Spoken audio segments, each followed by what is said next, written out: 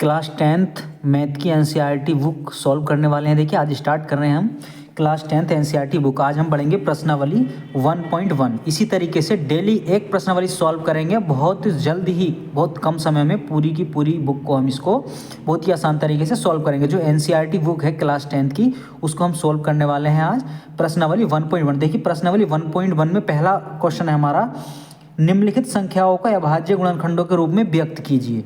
ठीक है, तो पहले के हमारे 140, 156, 38, 25, 5005, 74, 29, इन सभी के अभाज्य गुणनखंडों के रूप में व्यक्त कीजिए। तो चलिए बिना देरी के वीडियो को स्टार्ट करते हैं। अगर आप हमारे चैनल पर नए हैं तो चैनल को सब्सक्राइब कर लीजिए, साथ में बेल आइकन भी प्रेस कर लीजिए ताकि हमारी आने वाली कोई भी नोटिफिकेशन आपसे ना छूटे। तो चलिए स्टार्ट करते हैं। देखिए प्रश्नावली 1.1 का पहला सवाल। देखिए प्रश्नावली 1.1 का हमारे पास पहला सवाल है।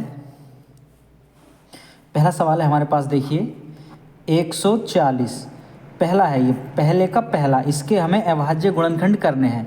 ठीक है, तो अभाज्य गुणनखंड के रूप में हमें व्यक्त करना है इसको। तो किस तरीके से करेंगे, देखिए इसके अभाज्य गुणनखंड हमें करने हैं। तो देखो 2 सत्ते 2 से कटेगा ये 7 बार, 2 सत्ते 14। ठीक, उसके बाद फिर हम इसको काटेंगे 2 से। देखो 2 तिया 6, जब 2 तिया 6, 7 में से 6 निकल गए, एक बचा, ये हो गया 10, 2 पंजे 10। अब 35 बचा, इसको 35 को हम काटेंगे 5 से, 5 सत्ते 35, फिर इसको काटेंगे 7 से, 7 तिगुना 7। तो देखिए ये हमारा क्या हुआ, 140 बराबर 2 गुणा 2 गुणा 5 गुणा 7। ये अभाज्य गुणनखंड के रूप में व्यक्त हो गया। इसको हम इस तरीके से भी लिख सकते हैं। देखिए 2 की पावर 2 यानी 2 की घात 2, 2 गुणा 2, ये 2 बार था, गुणा 5 गुणा 7। ठीक है, आप इस रूप में भी लिख सकते हैं, इस रूप में भी लिख सकते हैं। देखिए पहला हो गया। अब अगला कर लेते हैं। देखिए अगला हमारे पास, देखिए दूसरा है। देखिए हमारे पास 156, दूसरा है 156। तो इसको कैसे करेंगे, देखिए इसको भी 2 से काटेंगे। देखिए 2 सत्ते 14, 15 में से 14 निकल गए, एक बचा, ये हो गया 16, 2 अट्ठे 16। फिर देखिए 2 से कटेगा ये, 2 तिया 6, एक बचा, 18 हो गया, 2 नीम 18। फिर ये अब 2 से नहीं कटेगा, ये 3 से कटेगा। देखो 3 का ना 3, 3 तिया 9। अब ये 13 किसी के पहाड़े में नहीं आता, तो ये 13 से कटेगा। तो अब हमारे पास देखिए 156 बराबर कितना हुआ, 156 बराबर हुआ 2 गुणा 2 गुणा 3 गुणा 13। ठीक, ये आपको इस रूप में भी लिख सकते हैं हम। देखिए 2 की घात 2, 2 हमारा 2 बार है गुणा में, 2 की घात 2 गुणा 3 गुणा 13। आप इस रूप में भी लिख सकते हैं, इस रूप में भी लिख सकते हैं। ठीक है, अगला देख लेते हैं। देखिए अगला हमारे पास, देखिए 38, 25। अगला है हमारे पास, देखिए 38, 25, 38, 25, 38, 25। ठीक है, ये हमारे पास 38, 25 जो तीसरा है हमारे पास। ठीक है, तीसरा है, पहले का तीसरा जो 38, 25 है। देखिए इसको, देखिए तो इसको किस चीज़ से काटेंगे, देखिए तो ये कटेगा, देखो हमारा 5 से। ठीक है, ये 5 से कटेगा। देखो 5 सत्ते 35, 38 में से 35 निकाल दिए, कितने बचे, 3 बचे, तो ये हो गया 32। तो अब ये 32 हो गया, तो ये हमारा कटेगा। देखो फिर 5 से 5 छंग 30, 2 बचा, 25 हो गया, 5 पंजे 25। फिर इसको काटेंगे 5 से। देखो 5 का ना 5 बचा 2, 26 हो गया, 5 पंजे 25, बचा 1, 5 तिया 15। ठीक, 153। अब 153 काय से कटेगा हमारा, देखो ये 3 से कटेगा। देखो 3 पंजे 15, 3 का ना 3। फिर इसको 3 से काटेंगे। देखो 3 का ना 3, 3 सत्ते 21। अब ये 17 है, तो ये 17 से कटेगा, किसी के पहाड़े में नहीं आता। तो हमारे पास देखिए ये हुआ 38, 25। ये 38, 25 बराबर ये हुआ हमारा, देखिए 5 गुणा 5 गुणा 3 गुणा 3 गुणा 17। आप इस रूप में इसको लिख सकते हैं। देखिए अभाज्य गुणनखंडों के रूप में इसको व्यक्त कर दिया हमने। अब देखिए इसको हम इस तरीके से भी लिख सकते हैं। 5 हमारा 2 बार है गुणा में, तो 5 की घात 2, 3 भी 2 बार है, तो 3 की घात 2 गुणा 17। आप इस रूप में भी लिख सकते हैं, इस रूप में भी लिख सकते हैं। ठीक है, आपको बहुत अच्छे समझ में आया होगा। चलिए आगे देख लेते हैं। देखिए अगला है, देखिए हमारे पास अगला गुणनखंड है हमारे पास 5005। ठीक है, हमारे पास है 5005, 5005। ठीक है, अब इसको कैसे काटेंगे, देखिए ये हमारे पास चौथा। ठीक, अब इसको देखो कैसे, इसके गुणनखंड कैसे करेंगे, तो इसको भी 5 से काटेंगे। देखो 5 का ना 5, 0 0, 5 का ना 5। अब इसको किस चीज़ से काटेंगे, देखो किसके पहाड़े में आता, देखो 2 के पहाड़े में भी नहीं आएगा, ये 3 में, 3 से भी नहीं कटेगा, 4 से भी नहीं, 5 से भी नहीं, 6 से भी नहीं, तो ये कटेगा हमारा 7 से। देखो 7 का ना 7, 10 में से 7 निकाल दिए, 3 बचे, ये हो गया 30, 7 चौक 28, फिर 2 बचा, ये हो गया 21, 7 तिया 21, 143। अब 143 किस चीज़ से कटेगा, ये देखो 11 से कटेगा। ये 11 का नहीं 11, 14 में से 11 निकाल दिया, 3 बचे, हो गया 33, 11 तिया 33। अब ये 13 के पहाड़े में ही आता है, ठीक है। तो अब देखिए यहाँ पे हमारा हो गया, देखो 5005 बराबर, देखो 5 गुणा 7 गुणा 11 गुणा 13, ठीक। आप इसे इस रूप में लिख सकते हैं। अगला देख लेते हैं, देखिए आगे अगला है हमारा, देखिए 7429। अगला है जो पाँचवा है हमारा, पहले का पाँचवा, वो है 7429। पाँचवा हमारा 7429। देखो इसको हम काटेंगे तो ये कटेगा, देखो हमारा 17 से। 17 से कैसे कटेगा, देखो 17 चौका 68, 74 में से 68 निकाल दिए, कितने बचे, 17, ये हो गया 6 बचे, तो ये हो गया 62, तो हो गया 17 तिया 51, 11 बचे, 17 सत्ते 119। अब ये कटेगा हमारा, देखो 19 से, 19 दूनी 38 और 19 तिया 57, ठीक। यहाँ पे 5 बचेगा तो 57 हो गया, 19 था 57। अब 23 किसी के पहाड़े में नहीं आता तो 23 कटेगा 23 से ही, तो ये हमारा देखो ये हो गया 74 29 बराबर 17 गुणा 19 गुणा 23, ठीक है। ये इसके अभाज्य गुणनखंड हो गए। अब बात करेंगे, देखो ये पहले हमने सोल्व कर लिया, अब बात कर लेते हैं दूसरे प्रश्न के बारे में। देखिए दूसरा प्रश्न है हमारा, पूर्णांकों के निम्नलिखित युग्मों के HCF और LCM ज्ञात कीजिए तथा इसकी जांच कीजिए कि दो संख्याओं का गुणनफल HCF गुणा LCM है, ठीक है। इसकी हमें जांच करनी है। जांच कीजिए कि दो संख्याओं का जो गुणनफल है वो HCF और LCM के गुणनफल के बराबर है, हमें इसकी जांच भी करनी है। तो चलिए करते हैं। दूसरे का पहला है 26 और 91, तो हमें HCF भी बताना है, इसका LCM भी बताना है और इसकी जांच भी करनी है। तो देखिए 26 के गुणनखंड हम करेंगे, देखो 2 से, 2 का ना 2, 2 तिया 6 और 13 कटेगा ये 13 से ही, ठीक है। तो हमारे पास देखो 26 के गुणनखंड क्या है हमारे पास, 26 बराबर 2 गुणे 13। अब हम कर लेते हैं 91 के गुणनखंड, ठीक है। तो देखिए यहाँ पे क्या कटेगा, देखो 21 से कटेगा, 7 से काट लेंगे इसको, देखो 7 का ना 7 और 7 तिया 21 और ये 13 कटेगा 13 से ही, ठीक है। तो यहाँ पर देखो 91 के हमारे गुणनखंड हुए 7 गुणे 13। अब हमें निकालना है इसका HCF और LCM। तो देखिए HCF क्या होता, देखिए अब जब हम इसका HCF निकालेंगे तो देखिए HCF हम निकालेंगे तो ये दोनों के गुणनखंड आ गए। तो हमारे पास जो देखिए HCF होता है, HCF वो होता है जो दोनों में हो। तो देखिए 13 दोनों में है तो हमारा HCF क्या होगा यहाँ पर 13।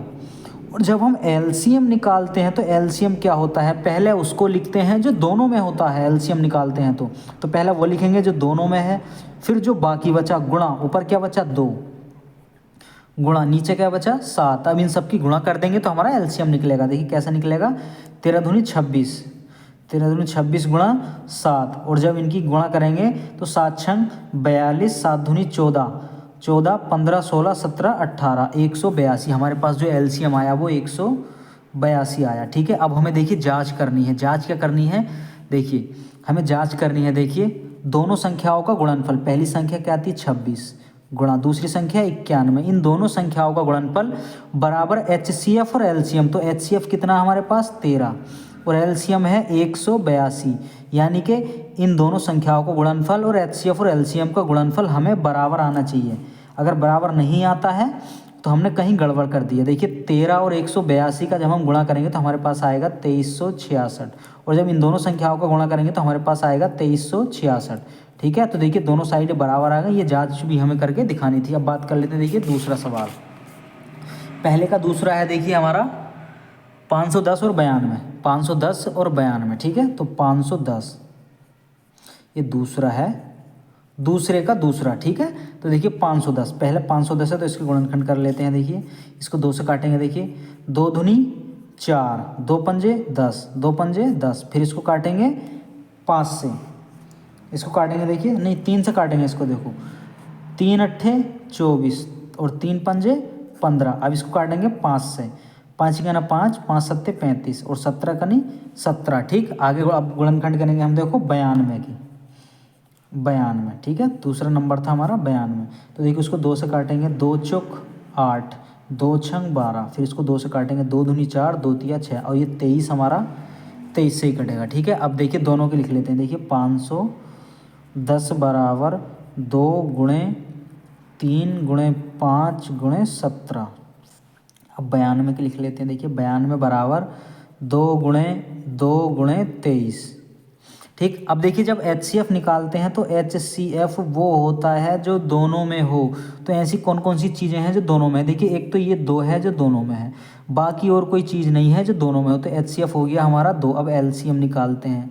तो LCM जब हम निकालते हैं तो LCM वो होता है, पहले वो लिखते हैं जो दोनों में होता है। तो देखिए एक तो ये 2 था दोनों में, उसके बाद ये 3 हमारा जो बाकी बचता है उसको लिखते हैं 3 गुणा 5 गुणा 17। अब नीचे क्या बचा? 2 गुणा 23 गुणा 2 गुणा 23। ठीक, जब हम इन सब की गुणा करेंगे तो हमारे पास मिलेगा हमें, देखिए 23,460 हमारा LCM होगा इतना, 23,460 और HCF होगा हमारा 2। ठीक है, HCF कितना हुआ? 2 और LCM हुआ 23,460। अब इसकी जांच कर लेते हैं। देखिए पहला नंबर है हमारा 510 गुणा दूसरा है 92 और हमारे पास देखिए HCF कितना है? 2 और LCM है 23,460। इन दोनों की गुणा कर यानी LCM और HCF की और पहली संख्या और दूसरी संख्या इन दोनों की गुणा करके बराबर आना चाहिए। तो देखिए जब इन दोनों की गुणा करेंगे हम तो हमारे पास बनेगा, देखिए 2 0 0 2 छंग 12 और जी 2 चौक 8 और 1 9 और 6 और 4, ये हमारे पास बना देखो 46,920। ठीक है, 46,920। तो इधर भी हमारा गुणा करके 46,920 इतना ही आएगा। ये दोनों साइड बराबर हो गई। इस तरीके से आपको जांच करके भी दिखानी है। अब बात कर लेते हैं देखिए दूसरे के तीसरे प्रश्न के बारे में। देखिए दूसरे का तीसरा प्रश्न क्या है? तो देखिए दूसरे का तीसरा है हमारा 336 और 54। 336 ये है दूसरे का तीसरा प्रश्न। ठीक, 336 और 54। देखिए इसको कर लेते हैं, इसकी गुणनखंड कर लेते हैं। देखिए 2 से कटेगा ये हमारा 2 से कटेगा, 2 ही का ना 2 कितना हो गया? 2 छंग 12 2 अट्ठे 16। फिर 2 से काटेंगे, देखो इसको 2 अट्ठे 16 2 चौक 8। फिर 2 से काटेंगे इसको 2 चौक 8 2 दूनी 4। फिर इसको 2 से काटेंगे 2 दूनी 4 2 ही का ना 2। फिर इसको 3 से काटेंगे 3 सत्ते 21 और 7 ही का ना 7। ठीक, अब देखिए अगला हमारा 54, इसके साथ अगला नंबर है 54 ये।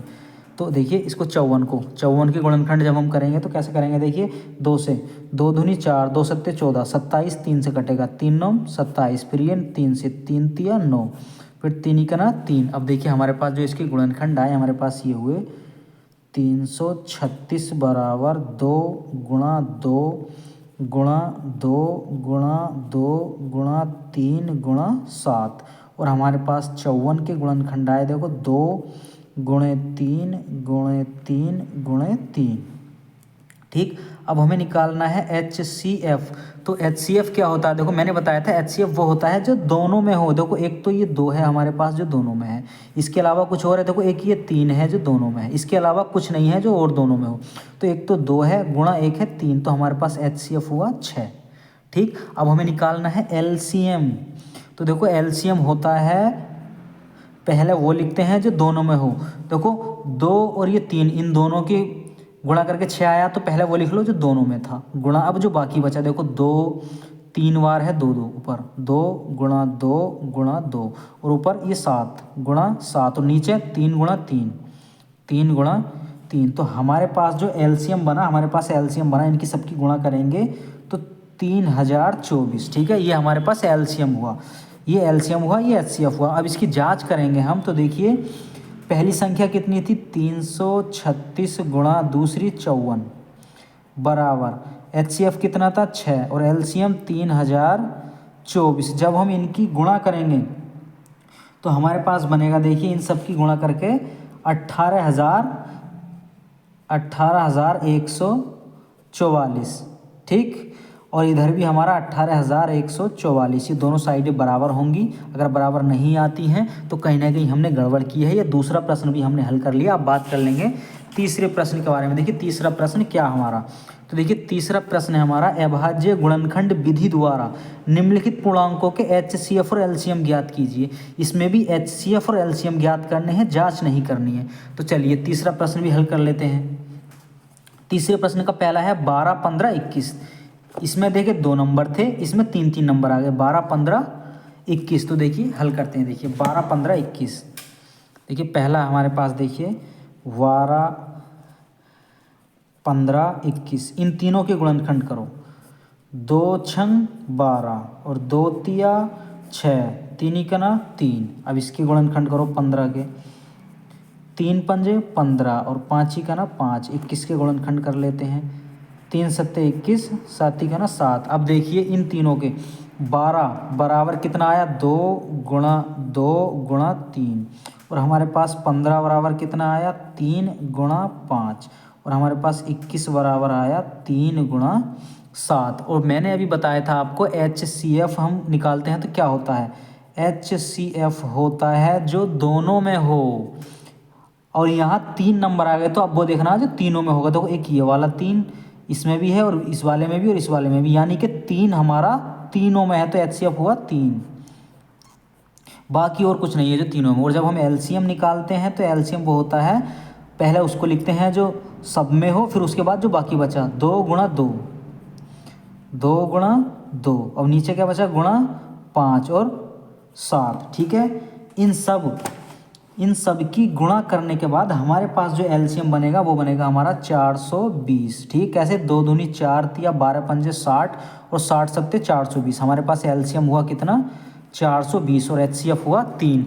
आपको समझ में आया होगा बहुत अच्छे से। आगे अब बात कर लेते हैं इसके तीसरे के दूसरे के बारे में। ये तीसरे का पहला था, तीसरे का दूसरा है हमारा देखिए 17, 23, 29। अगला है हमारा 17, 23, 29, यानी कि तीसरे का दूसरा है हमारा 17, 23, 29। ठीक, तो देखिए 17 का नहीं 17 और 23 भी 23 से ही कटेगा, किसी के पहाड़े में नहीं आता। और 29 भी 29 से ही कटेगा, किसी के पहाड़े में नहीं आता। तो देखिए यहाँ पे अगर हम लिखेंगे तो 17 बराबर लिखेंगे 17 गुणा 1। और जब हम 23 बराबर लिखेंगे यहाँ पर तो 23 गुणा 1। और यहाँ पर 29 बराबर लिखेंगे हम तो ये होगा 29 गुणा 1। यानी कि ये जो 1 मैंने लिखा है ये हम इसको नहीं भी लिख सकते। और तो यहाँ पर हमारा HCF क्या होगा, देखो कहीं भी अगर ऐसा नंबर आ जाए जहाँ कुछ भी कॉमन ना हो, कुछ भी, तो वहाँ पे HCF होता है 1। इस बात को आपको ध्यान रखना है।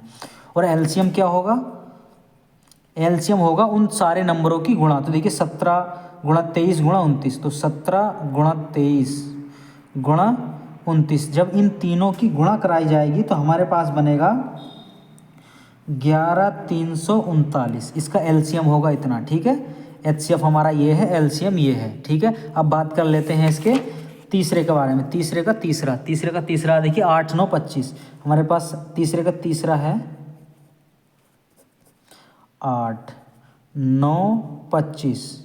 इसके गुणनखंड कर लेते हैं। ठीक है, तो देखिए 2 से काटेंगे इसको, 2 चौक 8, 2 दूनी 4, 2 ही का ना 2। अब 9 को काटेंगे, देखिए 3 तिया 9 और 3 ही का ना 3। 25 को काटेंगे, 5 पंजे 25 और 5 ही का ना 5। देखिए हमारे पास क्या आया, 8 बराबर 2 गुणा 2 गुणा 2। और 9 बराबर हमारे पास क्या आया, 3 गुणा 3। और 25 बराबर हमारे पास आया 5 गुणे 5। तो देखिए मैंने ये बताया है HCF वो होता है जो सब में कॉमन हो, सब में हो।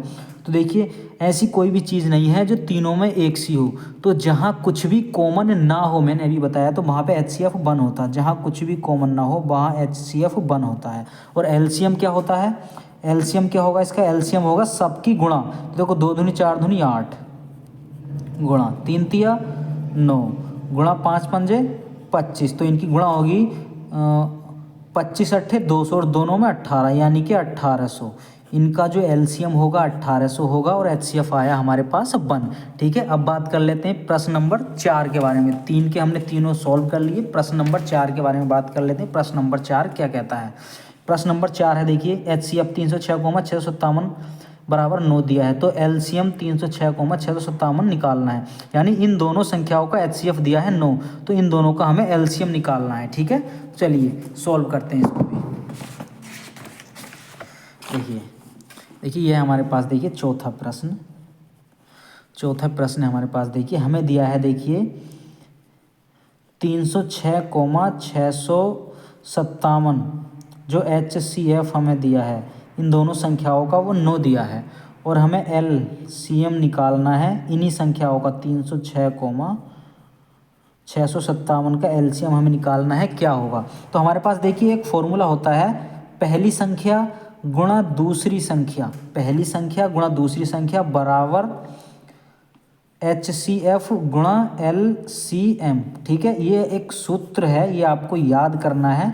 इस तरीके के सवाल इसी फॉर्मूले से होते हैं, यानी कि पहली संख्या गुणा दूसरी संख्या बराबर HCF गुणा LCM। तो पहली संख्या क्या हमारे पास 306 गुणा दूसरी संख्या क्या है 657 बराबर HCF कितना दे रखा है 9 और LCM हमें निकालना है। ठीक है, अब देखिए ये जो 9 है, इस 9 से मैं इसको काट दूंगा, तो देखो 9 ही ना 9 और 9 तिया 27, 30 में से 27 निकला, 3 बचा, ये हो गया 36, तो 9 चौक 36। अब हमारे पास बचा यहाँ से 34 गुणा 657 बराबर LCM।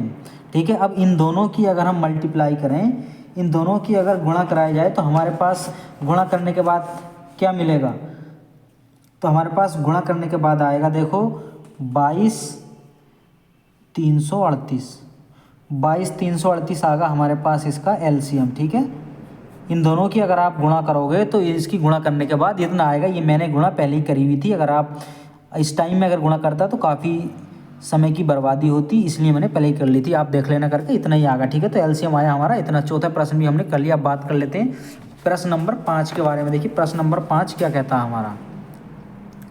प्रश्न नंबर 5 है, देखिए जांच कीजिए कि क्या किसी प्राकृत संख्या n के लिए संख्या 6 की घात n अंक 0 पर समाप्त हो सकती है। तो देखिए इस प्रश्न को किस तरीके से करेंगे। ठीक है, तो देखिए करते हैं, देखिए इस प्रश्न को सॉल्व करते हैं। देखिए हमारा जो ये प्रश्न है इसको सॉल्व करेंगे। देखिए किस तरीके से सॉल्व करते हैं इसको। देखिए हमारी संख्या, हमारी n प्राकृतिक संख्या है। n क्या है, n एक प्राकृतिक संख्या, तो n बराबर हमारा 1 2 3 यानी कुछ भी हो सकता है, ये एक प्राकृतिक संख्या है और हमारे पास 6 की घात n है। तो पहले n का मान बन लेते हैं। तो देखिए अगर मैंने n का मान बन लिया तो 6 की घात बन यानी कि 6। अगर दूसरी बार मैं 6 की घात n अगर मैं 2 लेता हूँ n का मान, तो 6 की घात 2 यानी कि 6 छंग 36। अगर मैं 6 की घात 3 लेता हूँ n की घात 3, तो 6 की घात 3 का मतलब 6 गुणा 6 गुणा 6 यानी कि 216। तो अगर मैं इसके गुणनखंड करूं तो देखो 2 तिया 6 और 3 ही का ना 3। अगर मैं इसके गुणनखंड करूं तो 2 से कटेगा 2 ही का ना 2 2 और कितना बचा 2 अट्ठे 16। फिर इसको 2 से 2 नीम 18, 3 तिया 9, 3 ही का ना 3, फिर 216 को। ठीक है, 216 के भी गुणनखंड कर लेते हैं। देखिए 2 ही का ना 2 2 अट्ठे 16, 108। ठीक है, फिर इसको काटेंगे, देखो 2 पंजे 10, 2 चौक 8, फिर इसको काटेंगे 2 तिया 2 दूनी 4, 2 सत्ते 14, फिर इसको काटेंगे 3 से, तो ये होगा देखिए हमारे पास 3 9 27, फिर इसको काटेंगे 3 से, 3 तिया 9 और 3 इकना 3। यानी कि कोई भी संख्या 0 पर समाप्त कब हो सकती है, अगर किसी भी संख्या के गुणनखंड करने पर उसके गुणनखंड में 2 गुणा 5 आता है। किसी भी संख्या के गुणनखंड करने में अगर उसके गुणनखंड में 2 गुणा 5 आता है, कम से कम एक बार 2 और एक बार 5 आता है, तो 0 बनेगा। इनके अलावा कुछ भी आता है तो 0 नहीं बनेगा। तो देखिए 6 के हमने गुणनखंड करे 2 और 3 आया, और यहाँ 36 के गुणनखंड करे 2 तो आया लेकिन 5 नहीं आया, यहाँ भी 2 आया 5 नहीं आया। तो यहाँ पे हम लिखेंगे ऐसी कोई भी संख्या 0 पर समाप्त नहीं हो सकती। ठीक है, आप इसके नीचे यहाँ पे लिखेंगे n प्राकृत संख्या n के लिए कोई भी संख्या 0 पर समाप्त नहीं हो सकती, क्योंकि उसके गुणनखंड में हमारा 2 गुणा 5 के रूप का नहीं है। अगर 2 गुणा 5 आता तो वो संख्या 0 पर समाप्त होती, क्योंकि इन दोनों संख्याओं के मिलने से ही तो 0 बनता है। आगे बात करेंगे, देखिए अगला हमारा, देखिए अगला प्रश्न है प्रश्न नंबर 6। प्रश्न नंबर 6 के बारे में बात कर लेते हैं। देखिए प्रश्न नंबर हमारा 6 है, व्याख्या कीजिए कि 7 गुणा 11 गुणा 13 प्लस के 13 और 7 गुणा 6 गुणा 5 गुणा 4 गुणा 3 गुणा 2 गुणा 1 प्लस 5 भाज्य संख्याएं हैं क्यों। तो देखिए इसको करते हैं, देखिए भाज्य संख्याएं हैं क्यों। चलिए इसको कर लेते हैं। प्रश्न नंबर 6, प्रश्न नंबर 6 हमारा देखियो, देखते हैं 7 गुणा 11 गुणा 13 प्लस 13। ठीक है, और दूसरा भाग अलग है, पहला भाग सॉल्व कर लेते हैं। देखिए तो यहाँ पे देखिए बीच में प्लस है हमारा, तो इन एक भाग ये हो गया, दूसरा ये हो गया, तो यहाँ से मैं 13 कॉमन ले सकता हूँ। तो यहाँ से क्या बचा 7 गुणा 11, ये वाला 13 बाहर आ गया, प्लस ये 13 भी बाहर आ गया, तो यहाँ से बचा 1। तो यानी कि 13 और 11 सत्ते 77 प्लस 1। ठीक, तो हमारे पास यहाँ से हुआ देखो 13 गुणा 77 और 1 78। और इसकी गुणा में मैं 1 भी लगा सकता हूँ, ठीक है, क्योंकि 1 का किसी भी संख्या से गुणा करोगे तो वही संख्या रहती है। तो देखिए यहाँ पे भाज्य संख्या है, मैं बताना ये भाज्य है क्यों। तो देखिए किसी भी संख्या, भाज्य संख्या कब होती है, मान लीजिए अगर मैंने यहाँ पर 9 लिख दिया तो मैं कहूँ, ये मैंने 12 लिख दिया तो मैं तुमसे कहूँ ये भाज्य संख्या क्यों है। तो देखिए इसलिए ये 2 से भी कट सकती है, ये 3 से भी कटेगा, ये 4 से भी कटेगा, ये 6 से भी कटेगा, ये 12 से भी कटेगा। यानी इसके 2 से ज़्यादा गुणनखंड है, इसलिए ये भाज्य है। अगर मैं यहाँ पे लिखता 5 तो 5 संख्या 1 से कटेगी या 5 से, 2 से ज़्यादा गुणनखंड नहीं है इसके, तो यह भाज्य नहीं होती। तो यहाँ पर मैं लिखूँगा 2 से ज़्यादा, 2 से ज़्यादा, 2 से ज़्यादा गुणनखंड, 2 से ज़्यादा गुणनखंड होने के कारण यह भाज्य संख्या है, यह भाज्य संख्या है। इसी तरीके से आप इसको सोल्व करके देखना। देखिए अगला हमारा देखिए 7 गुणे 6 गुणे 5 गुणे 4 गुणे 3 गुणे 2 गुणे 1 प्लस 5। देखिए इसी का दूसरा भाग है, ये मैंने पहला भाग सोल्व करवा दिया, इसी का दूसरा भाग है। आप इसको करके देखना, अगर आपसे नहीं होगा तो कमेंट करके मुझे बताइएगा, मैं इसको सोल्व करवा दूंगा। ये होगा कैसे, देखिए एक भाग हमारा यहाँ तक ये बना और दूसरा भाग है ये हमारा, तो यहाँ से 5 हम कॉमन ले लेंगे, 5 कॉमन लेके बाकी सबका मल्टीप्लाई यानी कर देंगे, जो संख्या बचेगी इसी तरीके से। तो वहाँ भी लिख देना है 2 से ज़्यादा गुणनखंड होने के कारण यह भाज्य संख्याएँ हैं। चलो मैं ही करवा देता हूँ इसको, ठीक है, आप कंफ्यूज रहोगे। तो देखो यहाँ पे अगर मैंने यहाँ से 5 कॉमन ले लिया तो यहाँ से क्या बचा, देखो 7 गुणा 6 गुणा 5, 5 तो हमने कॉमन ले लिया, ठीक है, यहाँ से बाहर निकल गया तो यहाँ बचा हमारा 4, ये गलती नहीं करनी है, 4 गुणे 3 गुणे 2 गुणे 1 प्लस यहाँ से 5 बाहर निकला तो 1, ठीक है, 5। अब ये अंदर गुणा कर देनी है, देखो इन सब की गुणा कर देनी है, यहाँ से लेके यहाँ तक इन सब की गुणा। तो देखो 1 दूनी 2, 2 तिया 6, 6 चौक 24, कितना हुआ 24, 24 गुणा देखो इनकी 7 गुणा 6 गुणा, अब यहाँ तक 1 दूनी 2, 2 तिया 6, 6 चौक 24, तो यहाँ तक गुणा करके आया 24 और प्लस 1, ठीक है। अब आगे गुणा कर देनी है, देखिए 5 ही ऐसे ही रहेगा और ब्रैकेट में हमारा देखो 6 का गुणा कर देना 24 में, 6 चौक 24, हासिल लगे 2, 6 दूनी 12 और 2 14, और ये गुणा में 7 हमारा पहले से ही है, ठीक है, प्लस 1। अब गुणा कर देनी है देखो 7 की, 7 चौक 28, हासिल लगे 2, 7 चौक 28 और 2 30 का 0, हासिल लगे 3, 7 ही 7, 7 और 3 10, 1008 प्लस 1, ठीक। अब यहाँ पे देखो 1008, तो ये हो गया 5 गुणा 1009, और गुणा में मैं 1 इसकी भी लगा सकता हूँ, ठीक है। तो 2 से ज़्यादा गुणनखंड होने के कारण यह भाज्य संख्या है, ठीक है। तो यहाँ पे हम लिखेंगे 2 से ज़्यादा गुणनखंड होने के कारण यह भाज्य संख्या है, जैसे यहाँ पे लिखा था, ठीक है।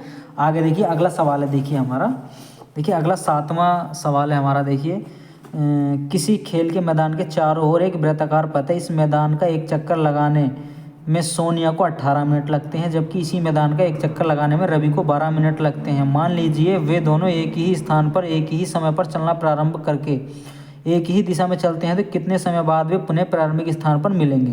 तो देखिए 12 और 18 का हमें यहाँ पर एलसीएम निकालना है, ठीक है। तो आप बहुत ही आसान तरीके से इसको निकाल सकते हैं। अगर देखिए वीडियो आपको पसंद आई हो तो चैनल को सब्सक्राइब कर लीजिए, साथ में बेल आइकन भी प्रेस कर लीजिए।